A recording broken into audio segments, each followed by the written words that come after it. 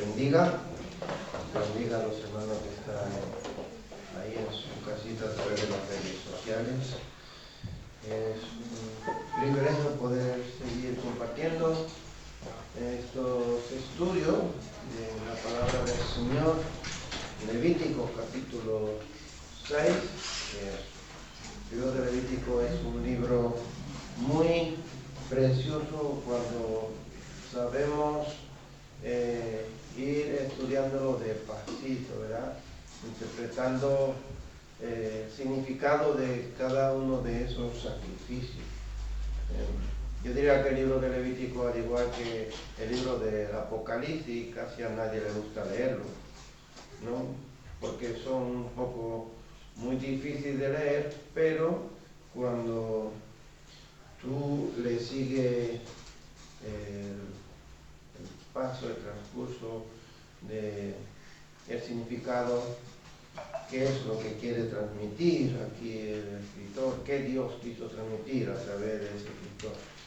Entonces podemos entender y ver la grandeza de Dios y ver estas maravillas, ¿verdad? Esas bendiciones que Dios tiene para cada uno de nosotros. Entonces, santificados es el tema central del libro de Levítico. Sé santos porque yo soy santo. Es una ordenanza.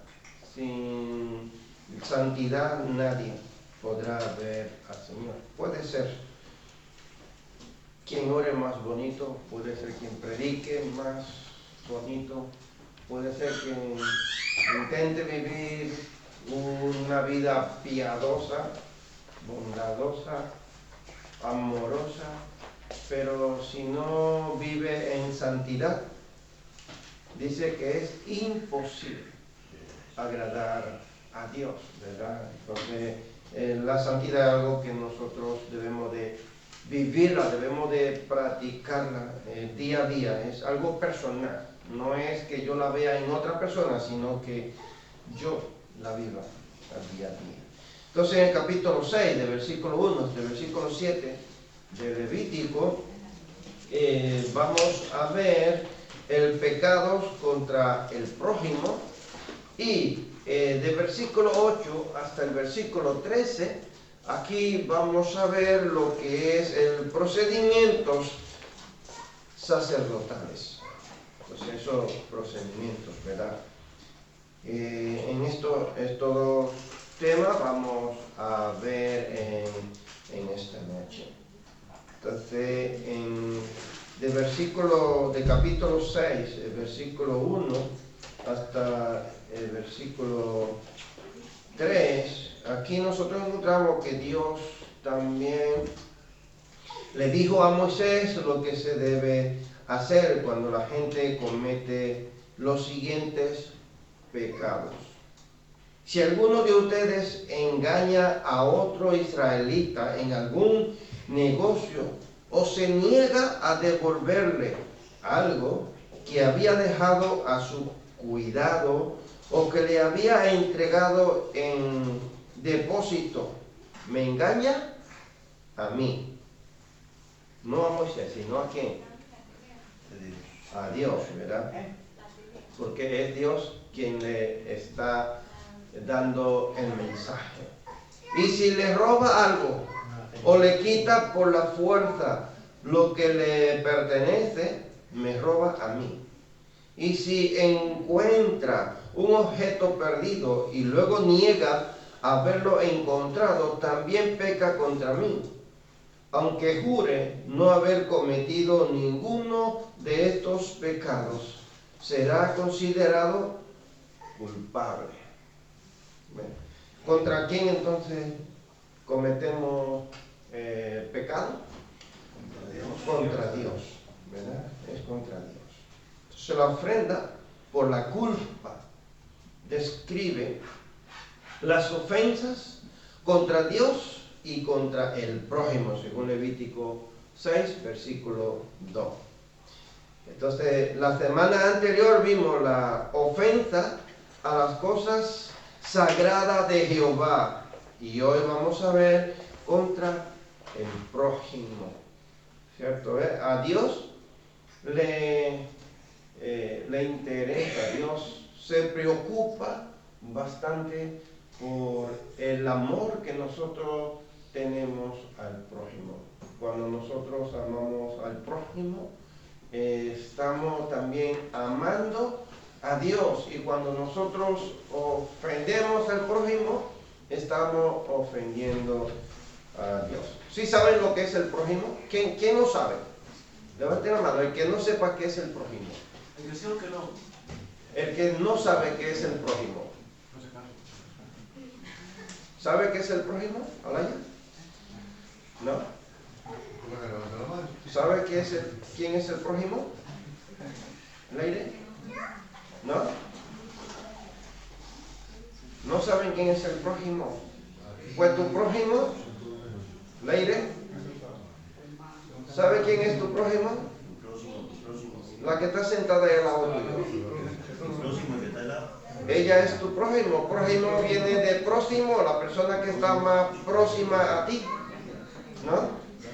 Prójimo, el que está cerca de ti. Tu prójimo puede ser tu familia cercana, como también puede ser tu vecino, puede ser tu amigo, puede ser tu compañero de trabajo, puede ser tu compañero en el instituto, en el colegio. Todos los que están cerca de ti, por ejemplo, aquí en esta ciudad, todos los que viven en esta ciudad son nuestros prójimos, aunque tú no lo conozcas. Toda la persona que está cerca de ti es tu prójimo. Por ejemplo, si en cualquier barrio de esta ciudad yo le hago una maldad a una persona, yo estoy cometiendo un pecado contra Dios. ¿Por qué? Porque eres mi prójimo, y Dios entonces condena ese pecado de maldad. Entonces,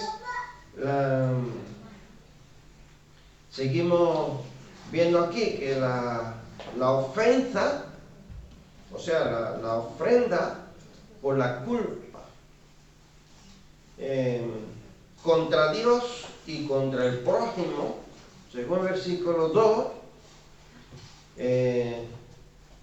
es ese acto que nosotros tenemos que hacer para restituir, para poder, vamos a decir, corregir ese daño que nosotros hemos cometido. Entonces,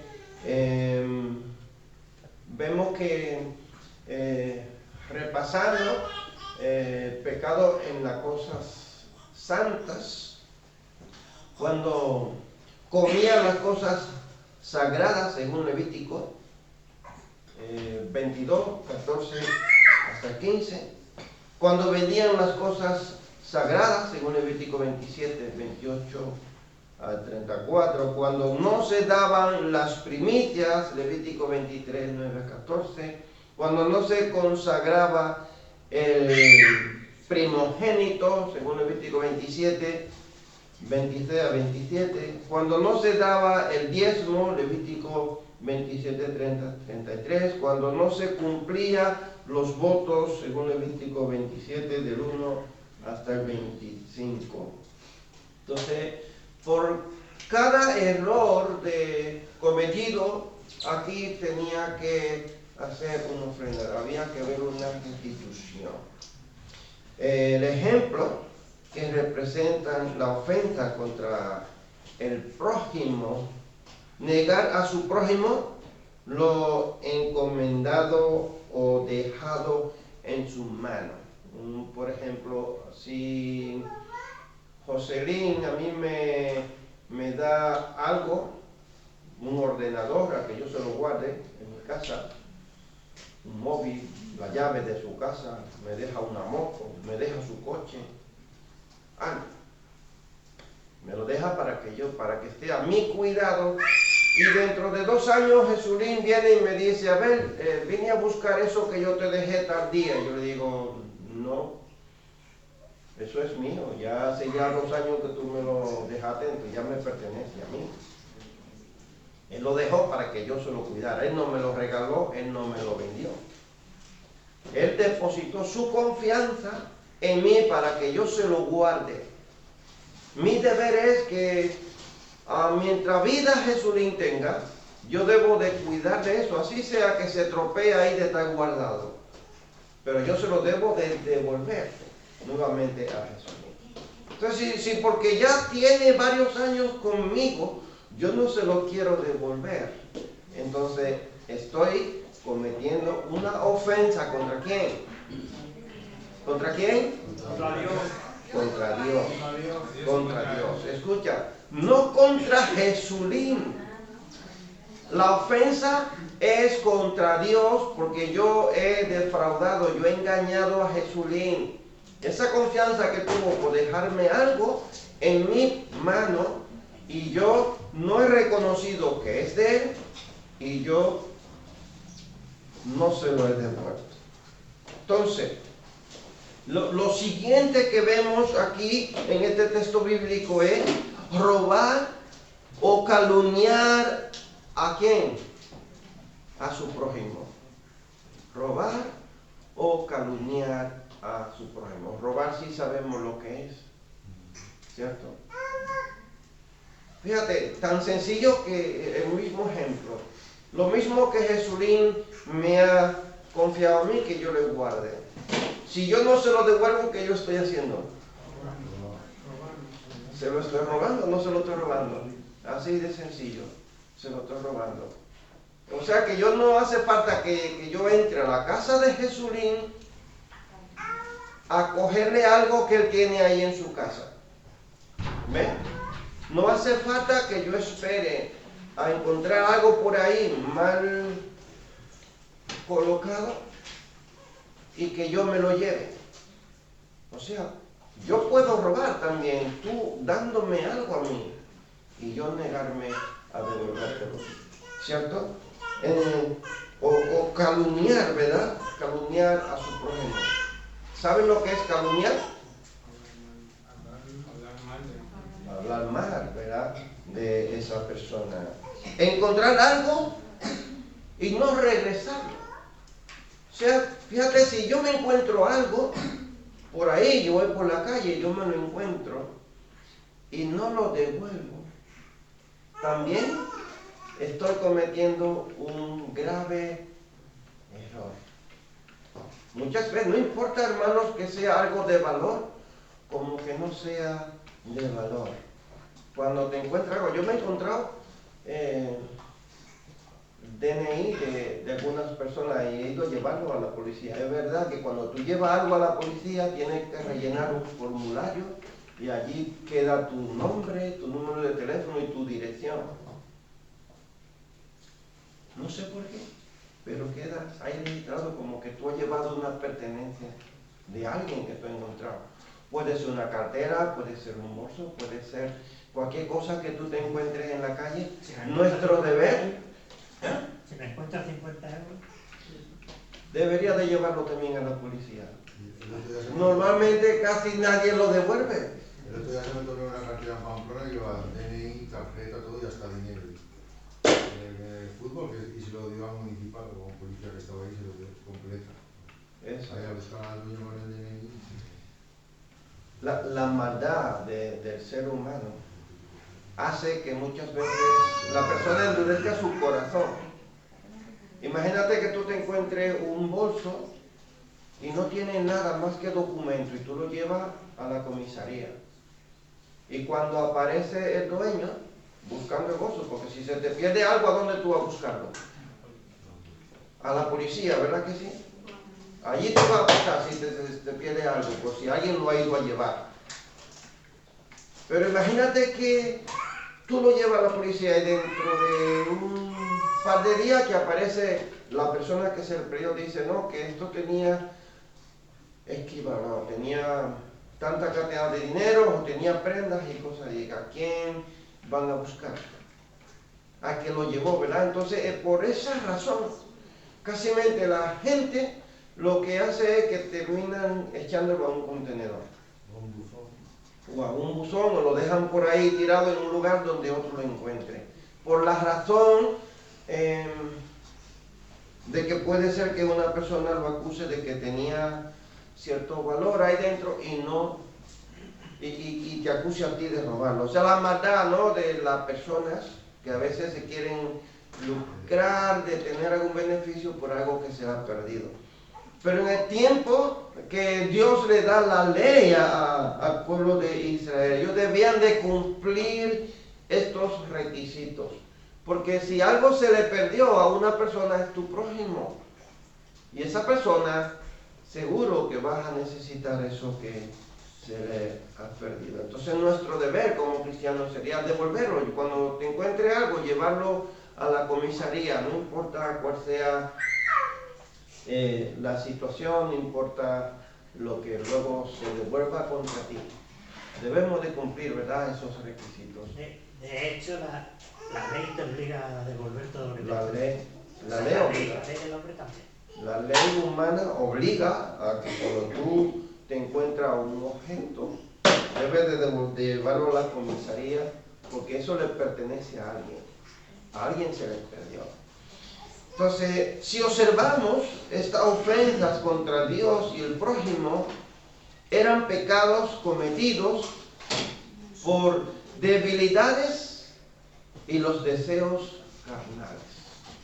Si yo me encuentro un bolso por ahí con 2,000 euros, mi debilidad carnal me dice, esto yo me lo encontré, lo que se encuentra no se devuelve, ¿no? Eso humanamente nosotros así pensamos, ¿verdad? Exactamente. Normalmente nosotros decimos, mira qué bendición, me encontré tantos miles, mira qué bendición. No es una bendición. No es una bendición, porque al que se le perdió está diciendo qué mala suerte tuve. Ve que se lo encuentra, dice qué bendición, pero el que se le perdió está diciendo qué mala suerte, ¿no? Está adolorido. Entonces nosotros debemos de devolverlo. Muchas veces decimos, no, que eso se lo cogen ahí en la comisaría. No debemos de pensar, debemos de cumplir, ¿verdad? Cumplir con esos requisitos. En el versículo 4 y 5 del capítulo 6 de Levítico, Dios le revela a Moisés que cuando se peca contra el prójimo, se peca también contra Dios y se debe restaurar lo que pasó. Se debe de restaurar. ¿Qué aprendemos en estos versos? Estos pecados son transgresiones no contra la persona, sino contra Dios y contra los demás. Y dañan la comunión con Él. ¿Quién es el que sale afectado aquí? El que comete el fallo. El que comete la transgresión. Ese es el afectado. ¿Afectado contra quién?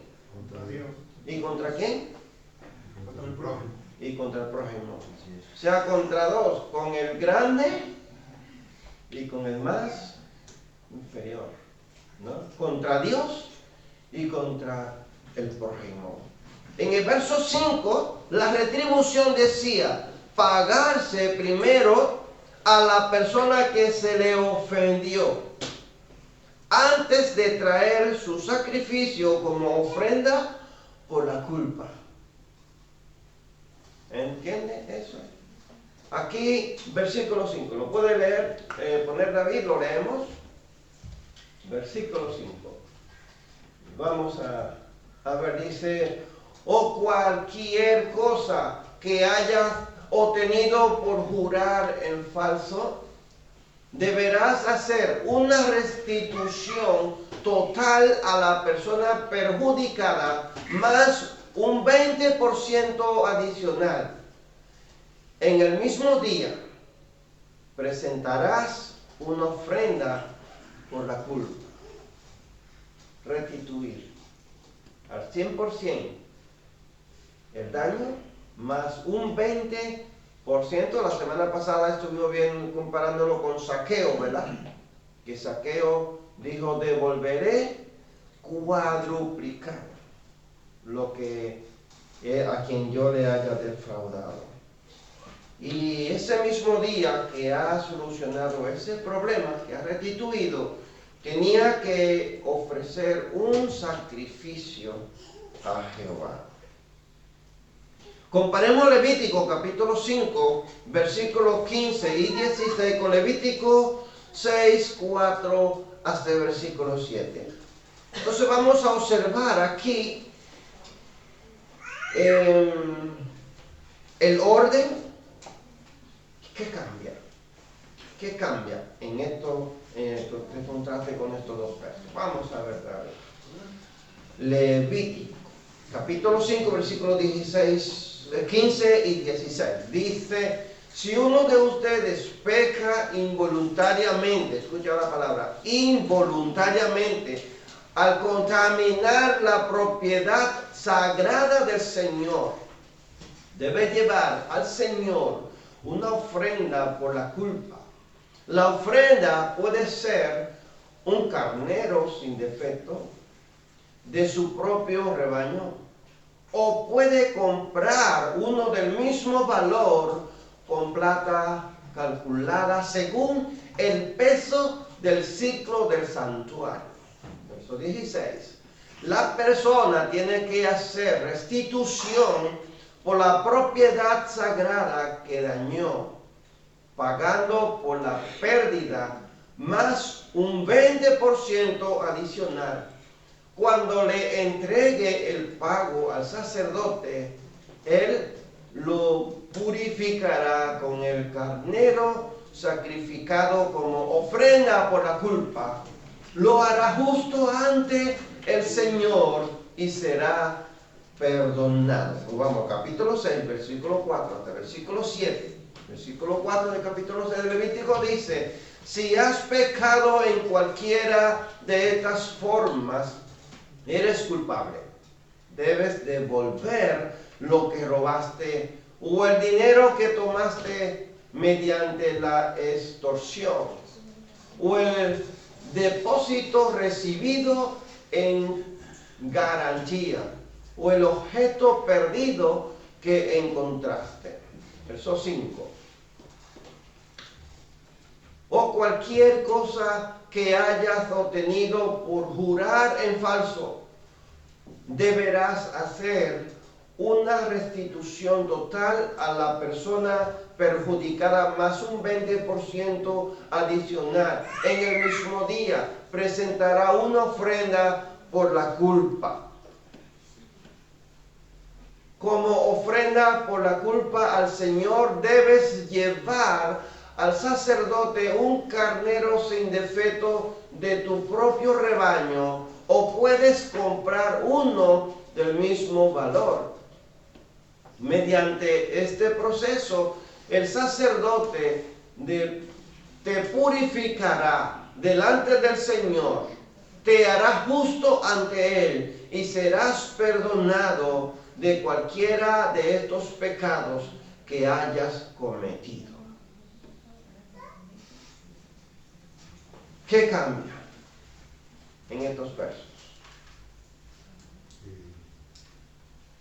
En el primero es un pecado involuntario, ¿no? Cuando dice lo de las cosas sagradas como involuntariamente, que no se han dado cuenta. Y en el segundo ya es algo que has hecho conciencia, porque es robar, coger algo que no es tuyo. ¿Sacó? Sí, es... A ver cómo puedo decirlo que se pueda entender. Es como un pecado voluntario y un pecado involuntario. Es como... En el primero es algo... que es algo involuntario que yo no me doy cuenta o porque he jurado en vano por algo, como siendo testigo, como un testigo falso o algo así, ¿no? Ya en esta otra parte es un pecado voluntario, es algo que tú lo has hecho. Sí. Es como premeditado, ¿no?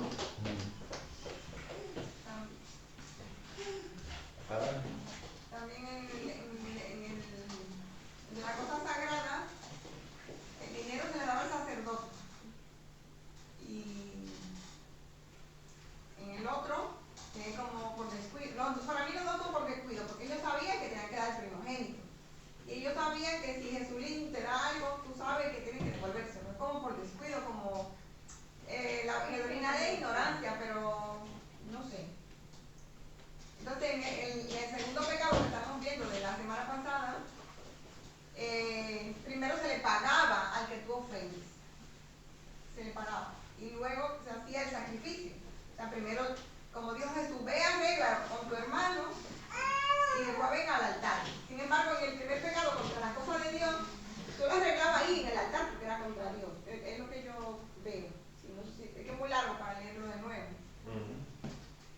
¿Qué más? En esta parte también creo que el pecado es pecado, no deja de ser pecado porque fue involuntario o porque fuese voluntario. O sea, era pecado. Lo único es que los dos tenían que llevar un sacrificio, un carnero, tenían que llevarlo. Sea pobre o fuese rico o de cualquier índole, pues, tenía que llevarlo sí o sí, no tenía otra opción. Así es. ¿Vean? ¿Alguien más? También podemos decir que en el primero se pecaba contra Dios directamente, y en el segundo, ya que en el capítulo 6 se pecaba contra Dios y contra el prójimo. Sí. También Pues vamos a ver la similitud que hay en ambas ofensa implicaba el estado del corazón del hombre con Dios. Ya pecado contra Dios por la cosa sagrada o con respeto al prójimo. En ambas ofensas, la restitución sola no bastaría. O sea, tú podías devolver, podías pagar los daños más el 20% de lo que tú habías cometido contra tu prójimo o contra las cosas sagradas. Porque ambas tenían que ser restituidas. Pero no bastaba solamente con eso. Había que haber algo más. Había que pagar un precio ante Dios. Y ese precio era un precio de sangre. Tenía que haber un precio de sangre, derramar sangre para poder estar en paz con Dios. Tenía que haber ese procedimiento. Cuando Adán y Eva pecaron de principio, para ellos volver a estar restituido ante Dios, Dios mismo sacrificó 2 corderitos. O sea, desde allí empieza a que tiene que haber una restitución. ¿Por qué? Por medio de sangre. Por medio de sangre. Y eso ha sido así hasta que Cristo se ofreció por nosotros, para que nosotros pudiéramos ser restituidos ante Dios. ¿Lo ven? Por medio de sangre. Ahora, las diferencias. ¿Cuál es la diferencia? En ofensa contra las cosas sagradas de Dios, el orden que debía seguir era primero el sacrificio y después la restitución. Versículo 15 y versículo 16. ¿Lo ven? En el caso del prójimo, primero la restitución con el prójimo y luego entonces con Dios. ¿Sí lo ven? La diferencia. Entonces, siempre Dios ha requerido del ser humano esa renovación, pero siempre hay que pagar un precio de sangre, que ya nosotros no tenemos que derramar sangre porque ya alguien lo hizo por nosotros. ¿Qué nos enseña esta parte?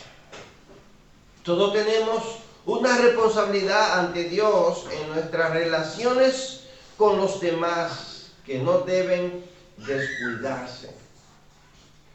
Cuando amo al prójimo, mi relación con Dios es una relación sana.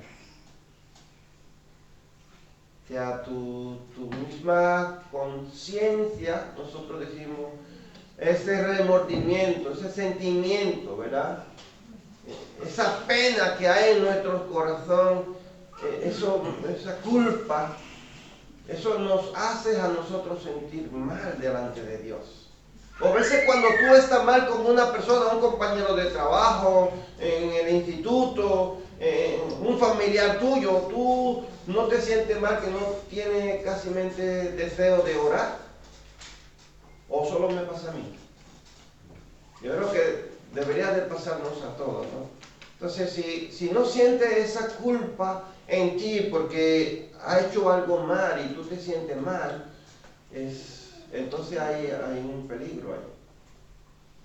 Hay un peligro que deberíamos de evaluar, ¿verdad? Deberíamos de examinar qué es lo que está pasando, porque entonces o puede ser orgullo o puede ser maldad. Porque la maldad me hace a mí sentirme orgulloso de ver que el otro está sufriendo. El orgullo también. El orgullo no me deja a mí ir a la otra persona, ni siquiera me permite pedir perdón delante de Dios. Una preguntita. ¿Cuál es el pecado que no tiene perdón ante Dios? Eurico. La blasfemia contra el Espíritu Santo. Blasfemia contra el Espíritu Santo. Bueno, hay otro que no sé si se le podría llamar también pecado, que es el suicidio. El suicidio. O sea, es una condenación eterna porque, o sea, es un pecado en sí, porque tú atentas contra tu vida, o por la vida que te dio Dios. Sí, ya no tiene más oportunidad, porque se ha quitado la vida, ¿no? Ya. Un suicidio bien hecho es repetible. Ya no tiene, ya ese está ya terminado, ¿no? Pero imagínate, bueno, porque esa persona ya se quitó la vida y ya no tiene perdón, porque no tiene otra oportunidad. Pero una persona que haya cometido un pecado y que sea imperdonable delante de Dios, es tremendo, ¿verdad? Saber que de verdad voy a estar condenado si no pido perdón a Dios y me arrepiento de haber cometido este pecado, de blasfemar contra el Espíritu Santo de Dios. Ni en esta vida, ni en la otra. No tenemos perdón de Dios. Dios no perdona el pecado contra el Espíritu Santo. Qué paz, ¿verdad? Nos da a nosotros qué paz es saber que nuestros pecados son perdonados por el amor que Dios nos tiene a cada uno de nosotros. O sea, que nosotros hayamos reconocido que tenemos perdón a través de Cristo Jesús, de ese sacrificio que estuvo en la cruz del Calvario, que nosotros le amemos a Él. ¿Qué es perdón de pecados? Perdón de pecados significa que Dios canceló la sentencia de castigo impuesta sobre ti por tus pecados. ¿Y cómo así Él lo canceló? Por medio de la muerte de Cristo en favor de quienes en Él creen. Dios ya no los considera culpables del castigo. O sea, cuando nosotros aceptamos a Cristo. O sea, pero y podremos decir, pero entonces, ¿cuál es nuestro pecado? ¿Cuál es de qué pecado Dios nos perdona a nosotros? Porque a veces podríamos decir, bueno, que yo me creo, que yo no he cometido ninguna falta contra, como el joven rico que le dijo a Jesús, yo he guardado toda la ley, todos los requisitos los he guardado, y se los mencionó uno por uno a Jesús, y Jesús le dijo, te hace falta una sola cosa. Despójate de todo lo que tú tienes y ven, sígueme. Pero ese despojo, vende todo lo que tú tienes, dáselo a los pobres, ven, sígueme. Jesús lo que le estaba diciéndole a ese joven, cree en mí, acéptame a mí, sígueme a mí, ven que yo te voy a enseñar, aprende de mí. A este joven le dolió bastante que Jesús le dijera que abandonara, que se despojara de todo lo que tenía para que le sirviera a él. Entonces, el pecado que Dios perdona a cada ser humano es el no creer en Cristo Jesús. Eso es la incredulidad. Es que ahí está el asunto. Todos nosotros tenemos que creer en Cristo Jesús. Si tú no has creído en Cristo Jesús, tú puedes orar, puedes cantar, puedes predicar, pero tú puedes ser una persona incrédula. Hoy día, ¿cuántos pastores y cuántos ministros o sacerdotes están dejando su ministerio porque dicen que no tienen fe, que son incrédulos? Se han dado cuenta que ellos nunca han sido creyentes, han abandonado y se han vuelto nuevamente atrás. Entonces ven que no es porque yo cante, no es porque yo ore, no es porque yo haga, sino porque yo primero tengo que tener un arrepentimiento, yo tengo que aceptar a Cristo en mi corazón. Y si yo no tengo a Cristo, si yo no he hecho esa confesión de fe y vivo conforme a la palabra, a lo que Él nos manda a hacer, nosotros estamos perdiendo el tiempo, entonces nosotros estamos en peligro. Tu vida corre un gran peligro. Dios conoce todo sobre ti. Escúchame. Dios conoce todo. Nada de lo que Él sabe sobre ti limitará su amor. Solo tienes que venir a Él y confesar tus faltas en arrepentimiento. El que faltaba contra su prójimo tenía que reconocer que había faltado con su prójimo. Y tenía que arreglar su vida también con Dios. Porque el que cometía una falta contra su prójimo, ¿la cometía contra quién? Era contra Dios. Entonces, Dios conoce todo de nosotros. ¿Cuántas veces nosotros le fallamos? ¿Cuántas veces nosotros cometemos pecado? ¿Pecado? Sí saben lo que es pecado, ¿no? Errar al blanco, fallar, fracasar, ¿no? Después de haber creído en Cristo Jesús podemos fracasar, podemos cometer errores, podemos cometer, eso es pecado, hamartía, fallar. Adán le falló a Dios. Pero, exactamente, siempre, nosotros como seres humanos fallamos, pero nosotros tenemos que hacer una restitución, nosotros tenemos que volver a confesar delante de Dios nuestras faltas y pedirle perdón. Y Él es fiel y justo, grande misericordia, ¿verdad?, para perdonar nuestros errores. Si no has aceptado a Jesús como tu Señor, Romanos capítulo 5, versículo 8. Porque Dios demuestra su amor para con nosotros, en que siendo aún pecadores, Cristo murió por nosotros. Dios muestra su amor y Él sigue amándonos. Nosotros cometemos errores, cometemos pecado, pero Dios sigue amándonos. Él sigue ahí. Él no falla, Él no fracasa. Su misericordia sigue firme. Su amor cada vez es más grande. Mira, cuanto más abunda el pecado, más abunda la gracia de Dios. Y mira si hay 8,000 millones de seres humanos, ¿cuánto pecado puede tener una persona? Cuando tú pecas, puede estar lleno de mucha maldad, de muchas cosas. No pecado contra Dios, ¿verdad? Pero ¿cuánta ofensa nosotros cometemos delante de Dios? ¿Cuántos millones, cuántos miles de millones de gracia tiene Dios para la humanidad?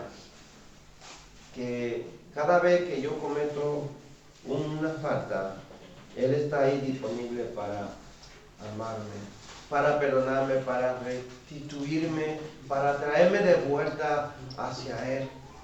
Y tiene tanta misericordia, hermano, de nosotros. ¿Cuántas veces nosotros fallamos? Pero yo creo que a diario nosotros estamos cometiendo errores contra el prójimo y contra Dios. ¿quién no se choca con las personas? ¿Quién no ofende con las personas? ¿Quién no se siente ofendido con las personas? ¿Cierto? ¿Cuántas veces no nos sentimos dolidos, ¿no? Por algo? Es posible que aquí mismo igual yo haya ofendido a alguien o alguien se sienta ofendido conmigo, ¿no? Claro, somos humanos y es así. Entonces Dios nos manda que arreglar nuestra vida con el prójimo. Si me siento ofendido con alguien, yo debo de decírselo a esa persona. Me ha ofendido, ¿verdad?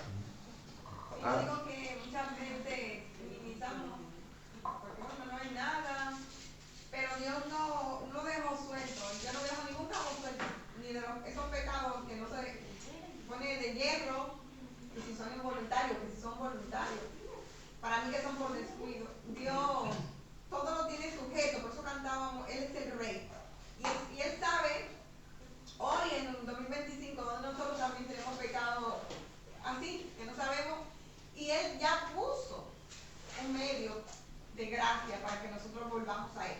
El medio de gracia, el Levítico, era esta dos ofrendas, la de la culpa y la del pecado. Y ellos arreglaban, yo les invito a que lean el capítulo y que subrayen cada vez que dice, y serán perdonados, y serán perdonados. Ese era el medio de gracia para volver a una relación con Dios. Nosotros hoy también seguimos fallando, seguimos haciendo esas cosas contra Dios, contra las cosas de Dios, contra el prójimo, y también Dios tiene un medio de gracia. La confesión, si confesamos nuestros pecados, Él es fiel y justo para perdonarnos. Porque siempre va a haber roce, y nosotros siempre le fallamos a Dios.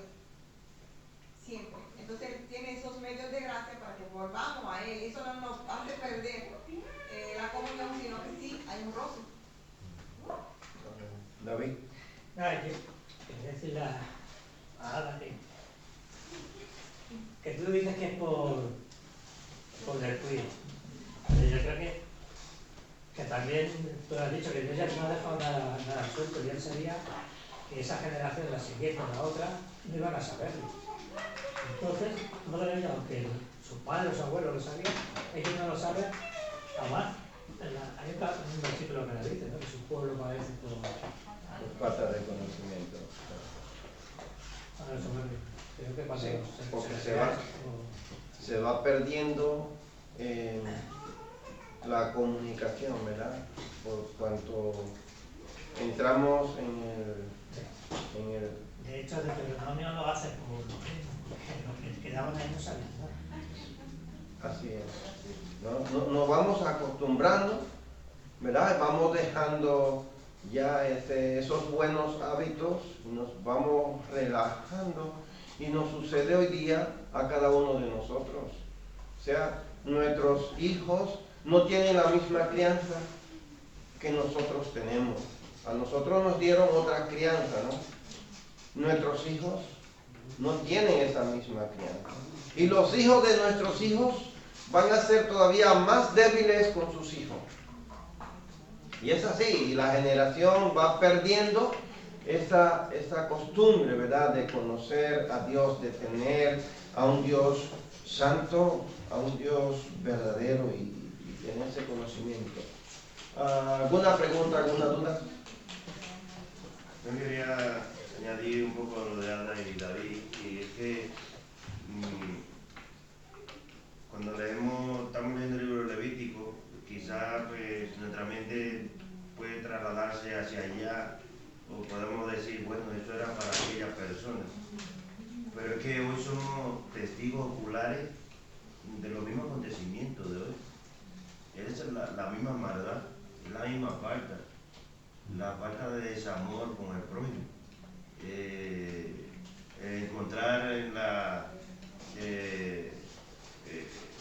un objeto perdido y ya pues yo me lo encontré, es mío, ya lo escondo, aún viendo que el dueño le anda buscando, ya me hago como me hago el tonto, como que el caso no es conmigo, ¿no? Y eso hace a que otra persona repita lo mismo, pero al revés. O sea, si a mí se me pierde una cartera, pero el que la encontró no la devuelve, pues a otros se le va a perder una y yo la encuentro, y yo bueno, no me encontré, a mí se me perdió una y no me la devolvieron, yo tampoco voy a devolver la mía. Pero eso es una cadena que vas a seguir y vas a seguir y es de nunca acabar, porque la maldad cada vez va a ir engrandeciendo. Y es que somos testigos oculares de esta historia de Levítico. Yo creo que es que Ana decía, Dios nos dejó un cabo suelto, y es que no, es que Él conoce al ser humano. Y es que conoce la maldad del ser humano. Y es que esto está aquí para que nosotros podamos leerlo, estudiarlo y que no se nos olvide que esto viene repitiéndose y que no es ahora o que no es en aquel tiempo, sino que siempre vamos a encontrar este panorama. Y si usted pone más, profundizando más, son los mandamientos de ese momento, cuando, ¿vale? No robes, no codicies, porque Jesucristo te dio la moto, te prestó, tú le guardas la moto, pero la codicia hace que tú te quieras quedar con esa moto. Pero también dice no robes. Pero también dice honrarás a tu Dios. O sea, cuando ellos fallaban a los 10 mandamientos, que son una parte son a Dios y una parte al prójimo, yo ahora no me lo sé así todo. Entonces era cuando hacían ese pecado. Entonces Dios lo sabía, como dice Jacob, y Dios entonces hace la ofrenda por la culpa y la ofrenda por la transgresión. Porque Él sabe de antemano, de que Dios dijo que a la luz, Él sabía que nosotros vamos a ser así. Pero no nos deja morir en nuestros pecados, sino que siempre hace el arca. Y Jesús hoy es esa arca. Jesús era ese cordero, Jesús era esa ofrenda. Y es porque Él nos ama. Él no nos dejó aquí. Ni tampoco nos rompió y hizo robots, sino que Él puso un medio de gracia para que nosotros seamos la mejor versión de nosotros mismos. Y si caemos, nos levantamos. Si caemos, nos levantamos. Sí, que ellos antes pues, tenían un sacerdote donde tenían que llevar el sacrificio, pero es que hoy nosotros tenemos un sacerdote también. A Cristo Jesús, donde vamos a presentar, ¿verdad?, nuestra culpa. Entonces, leyendo el libro de Levítico, podemos entender el Nuevo Testamento, ¿verdad?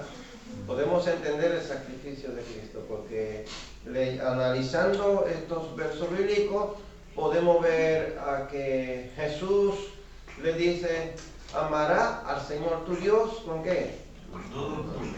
Toda tu mente, toda tu alma, toda tu fuerza, todo tu corazón. ¿Y qué más añadió? Al prójimo como a ti mismo. Haciendo estas cosas, ¿qué dice? Está cumpliendo con toda la ley. O sea, con razón, ¿verdad? Entonces entendemos aquí que para Dios es importante amar al prójimo y amar también a los demás. Bueno, pues lo dejamos hasta aquí y en el próximo miércoles entonces continuamos con la segunda parte, que vamos a repasar un poco eso, el holocausto, esa ofrenda diaria que tenía que hacer todos los días, se tenía que ofrecer mañana y tarde, ¿verdad? Y vamos a continuar viendo este tema del holocausto, esa presentación, ¿verdad?, que tenía que hacer el sacerdote, esa dedicación, esa entrega que tenía que haber de parte del que ofrecía el sacrificio. Tenía que entregar todo, su vida y el animal, todo tenía que ser vaciado sobre el altar. Bueno, que Dios nos bendiga, que Dios nos guarde, así que seguimos analizando este capítulo para que podamos enriquecer nuestra sabiduría, desarrollar ese entendimiento, ¿verdad?, a través de las Escrituras. Que Dios te bendiga, que Dios te guarde.